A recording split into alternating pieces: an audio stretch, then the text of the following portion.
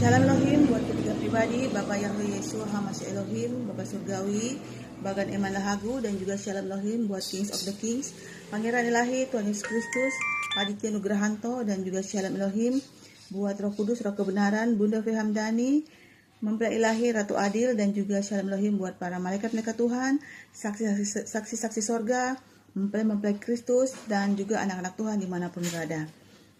Hari ini saya akan membagikan firman Tuhan yang terdapat dalam Sefanya pasal 1 ayat yang ke-14 sampai yang ke-18 yang berkata demikian. Sudah dekat hari Tuhan yang hebat itu, sudah dekat dan datang dengan cepat sekali. Dengar, hari Tuhan pahit, pahlawan pun akan menangis. Hari kegemasan hari itu, hari kesusahan dan kesulitan, hari kemusnahan dan pemusnahan, hari kegelapan dan kesuraman, hari berawan dan kelam, hari peniupan sangkakala dan pekik tempur terhadap kota-kota yang berkubu dan terhadap menara penjuru yang tinggi.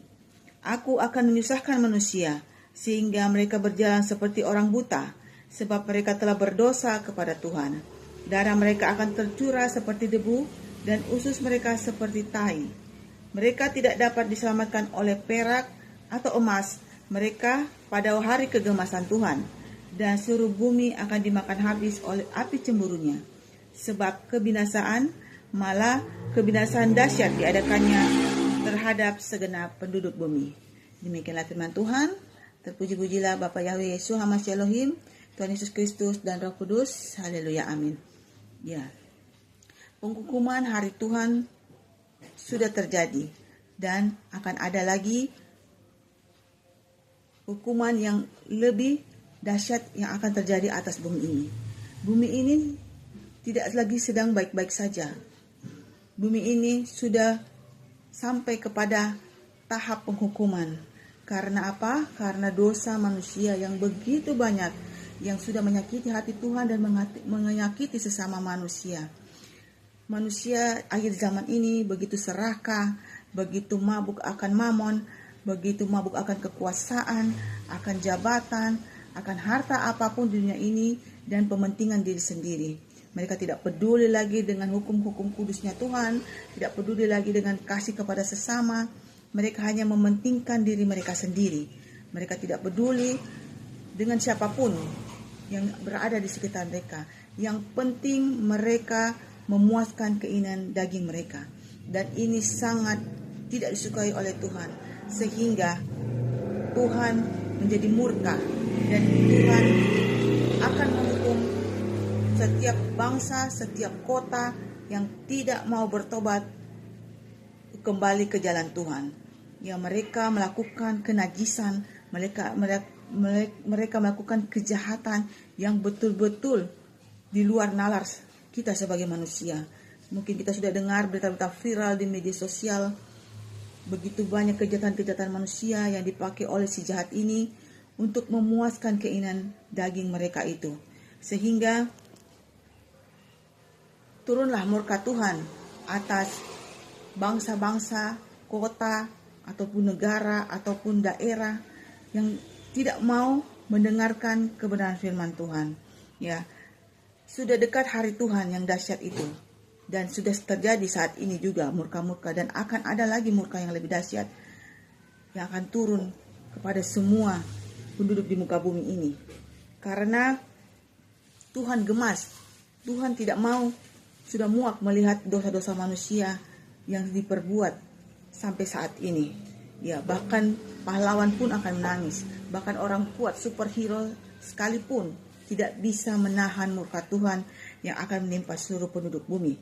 Dan hari itu hari kesuraman, hari kesulitan, hari pemusnahan bagi orang-orang yang tidak mau bertobat, yang tidak memakai materai ilahi di dahinya, dan yang masih mengandalkan logika, masih mengeraskan hati, masih bebal hati, yang terus mengandalkan dunia ini dan mengandalkan diri sendiri. Bahkan di ayat terakhir yang kita sudah baca tadi, bahkan mereka tidak bisa diselamatkan oleh siapapun, baik oleh perak, emas, harta mereka, jabatan mereka, koneksi apapun, tidak akan ada yang bisa selamatkan mereka. Hanya ada satu jalan dan satu nama, yaitu Tuhan Yesus Kristus yang bisa menyelamatkan umat manusia dari segala dosa-dosa mereka apabila mereka kembali bertobat kepada Tuhan dengan sepenuh hati, dengan hati yang sungguh-sungguh hancur bertobat di hadapan Tuhan. Maka Tuhan akan memberikan belas kasihan kepada orang atau kota-kota yang sudah berbuat dosa begitu banyak atas dunia ini. Ya. Maka dari itu, bagi siapapun yang tergerak hatinya mendengar kebenaran firman Tuhan saat ini, marilah kita bertobat sungguh-sungguh, karena waktunya betul-betul sangat-sangat singkat. Seperti yang dikatakan firman Tuhan, sudah sangat dekat dan sangat dekat sekali. Dan penghakiman itu sudah diberikan kepada Tuhan Yesus Kristus yang akan menghakimi dunia ini. Dan Tuhan itu sudah ada bersama-sama kita di dalam dunia ini. Di dalam tubuh yang terpilih, wadah yang terpilih, Bapak Aditya Nugrahanto. Dan sampai sekarang pun masih ada orang yang tidak percaya kalau Tuhan Yesus itu sudah ada bersama-sama dengan kita di dunia ini. Karena mereka masih menunggu Tuhan Yesus di awan-awan. Masih menunggu Tuhan Yesus yang lain. Sedangkan Tuhan sudah turun ke dunia ini, menghakimi dunia ini karena begitu banyak dosa-dosa manusia. Karena itu marilah kita bertobat sungguh-sungguh, mencari betul-betul kebenaran firman Tuhan. Bukan kebenaran KW2 ya, tapi kebenaran firman Tuhan yang sungguh-sungguh, yang sudah diberitakan oleh para saksi-saksi sorga, mempelai ilahi sendiri, Bapa Sorgawi maupun Pangeran Ilahi sendiri, yang sering memberikan kesaksian kepada kita. Percayalah dengan hatimu, carilah dengan hatimu, Tuhan akan menyatakannya kepadamu jika engkau mencari Tuhan dengan segenap hatimu yang sungguh-sungguh di hadapan Tuhan. Demikianlah yang bisa saya sampaikan. Kiranya memberkati kita semua. Terpuji-pujilah Tuhan kita Yesus Kristus. Haleluya, haleluya, haleluya. Amin.